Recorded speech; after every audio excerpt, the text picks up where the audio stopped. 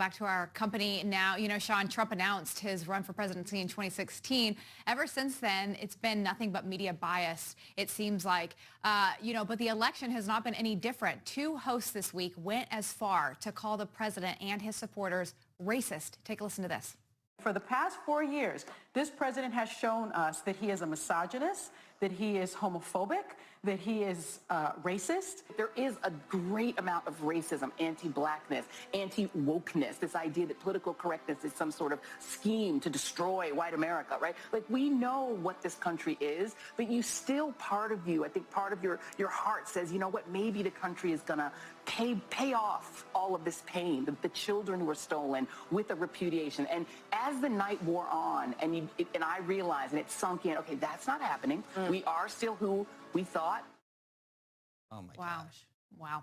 Well, let's bring in our company executive producer for the Howie Carr Show, Grace Curley, and healthcare analyst and author of The Cure, a blueprint for solving America's healthcare crisis, and quiz champion, Seth Denson. Welcome to the show, guys. Title I am proud of. Yeah. Glad to have you. Okay, this is sad to me, actually.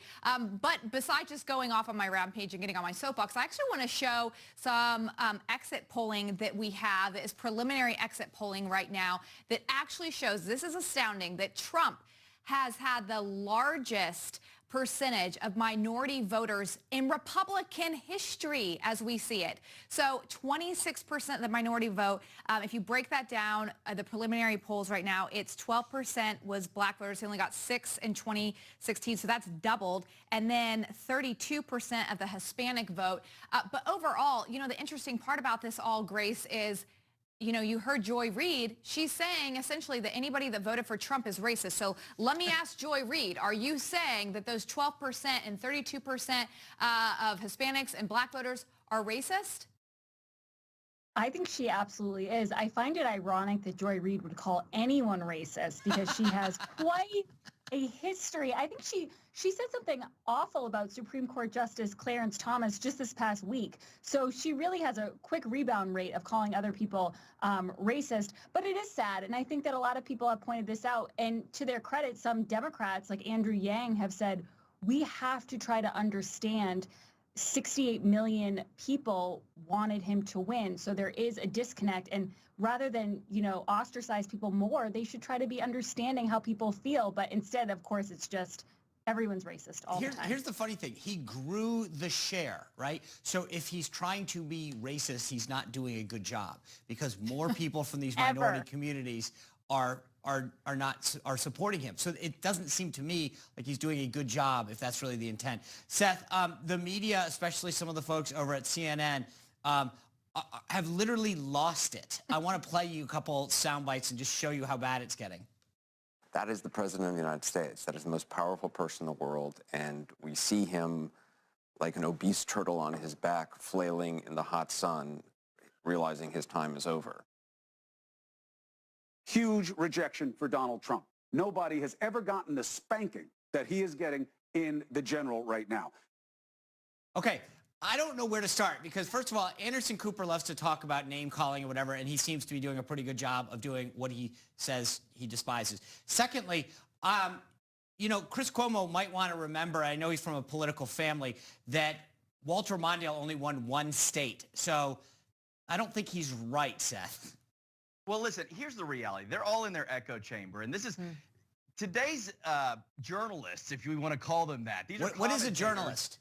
Well, listen, somebody that delivers the news. These are not these people. These are commentators. I've heard of these folks, right? you refer to. I know, right? But listen, with regards to two things. First, on racism. Listen, I think that word is burned into the teleprompter at CNN and MSNBC, so they can't help themselves. It's constantly in their face.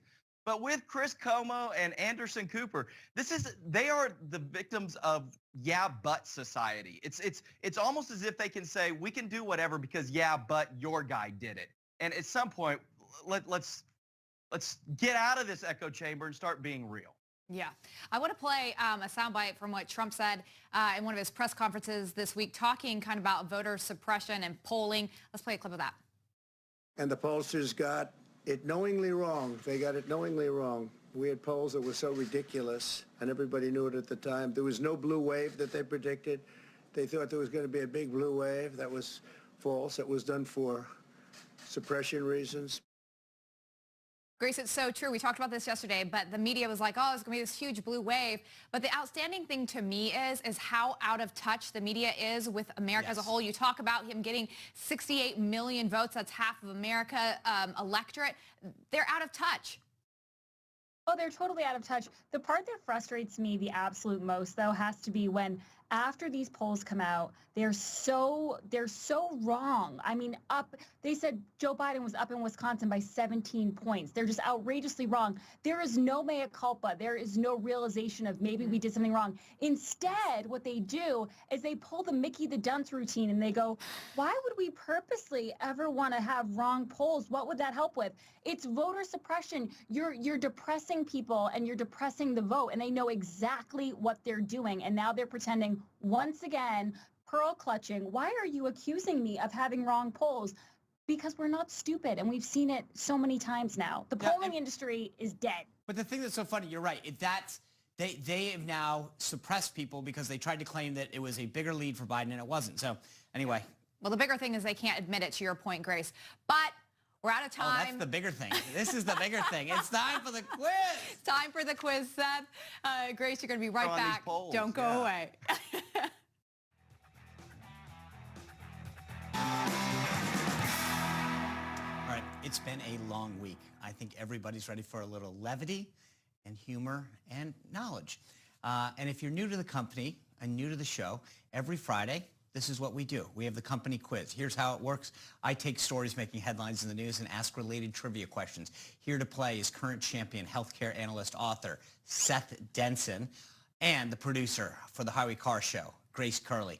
And of course, Lyndsay will play along. Seth, I know you won last week and you were busy getting ready again, which is, always something that you do. Oh my gosh. He's getting a little cocky. He gets a win under his belt. Win under his belt, that's right. Seth. I'm actually running out of ideas. That's the problem. All right, well, I think Grace or Lyndsay's going to put you to shame today. Question one. Right. The little town of Dixieville Notch, New Hampshire, nice, right near where Grace and Howie are, is famous around Election Day. They have a tiny population that votes at midnight at the start of Election Day, and they announced their winner right away. This year, Joe Biden swept their presidential election, winning 5 out of 5 total votes. Who was the last presidential candidate to sweep the election in Dixieville Notch, New Hampshire? A, George H.W. Bush, B, Barack Obama, C, Ronald Reagan, or D, Richard Nixon? Let's get those letters up. See if we can get those up. And we got an A, a B, a C, and no one got the right answer, which was D. Richard Nixon swept their election. He got 9 out of 9 in 1960. So it's 0 on the board right away. Question 2. This week, Madison Cawthorn became one of the youngest members of Congress in modern history at only 25 years old when he won the 11th District of North Carolina. He was on the show earlier the day after that big win. But who is thought to be the youngest House member ever elected? A, John Steele, B, John Dennis, C, William Claiborne, or D, Jesse Wharton? There is no way that any of you know this, but let's just see who guesses. I know what the age is, though. Huh? I think I know what the age is. Okay. The name. Well, you thought wrong, Lyndsay, because A is wrong and C is right. That's right. Seth. How old was he? And Grace both got that 23? right. Yeah, no, he was the youngest House member ever elected. He was actually elected in 1797 at age 22 in Tennessee. Now, he was seated despite not meeting the constitutional age requirement of 25 for the House.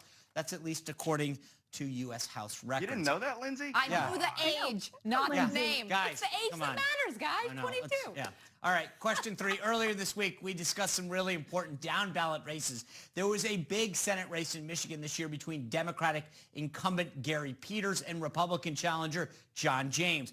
But who was not on the ballot in that race? A, Kevin Hayes of the Constitutional Party, Marcia Squire of the Green Party, C, Doug Dern of the Natural Law Party, or D, Valerie Willis of the U.S. Taxpayer Party? All right, let's see how we do on this one. Well, she gambled with A last time and lost. She gambled with A this time and won. Yes. That's right, Lyndsay. It was Kevin Hayes. I knew you knew that. Not to rip off He the was day. not on the ballot in Michigan, but rather he ran as part of the Constitution Party in North Carolina. So Lyndsay gets one. We are tied up at 1 apiece heading into this 4th question. Former Senator Majority Leader Trent Lott joined us yesterday. The Mississippi Republican served as Majority Leader from 1996 through the end of the year 2000. Who was the previous Majority Leader prior to Trent Lott? A, Tom Daschle, B, Strom Thurmond, C, Richard Shelby, or D, Bob Dole? Get those letters up. Get them up. And he sticks with D, and it's a win for Seth Denson. Oh, so close, That's right. Grace. Bob Dole was the Senate Republican leader from 1985 to his resignation in 1996 and served as the Majority Leader from 85 to 87 and then again from 95 to 96. Anyway, heading into question 5 here. We spoke to several attorneys general this week about all the lawsuits that are happening around the country. Which U.S. president was also Attorney General of their state prior to becoming president? A, Richard Nixon, B, Bill Clinton, C, Jimmy Carter, or D, Gerald Ford? See, I know all of you guys are going to get those letters up. Get the letters up. Come on. And it's the ladies for the win. Lyndsay and Grace both coming in strong. That's right.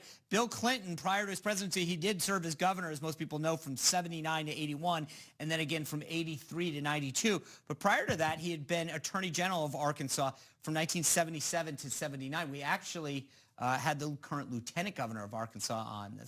We're Arkansas all week. So right now, that puts the score at Seth 2, Grace 2, Lyndsay 2, heading into question 6. We talked a lot about Florida on Monday, wondering whether Miami-Dade County would swing the election. Most of us learned that in school that the Spanish explorer Juan Ponce de Leon gave Florida its name during his first voyage there in 1513. But a few years earlier in 1509, he was made governor of what island? A, Cuba, B, Jamaica, C, Puerto Rico, or D, Grenada?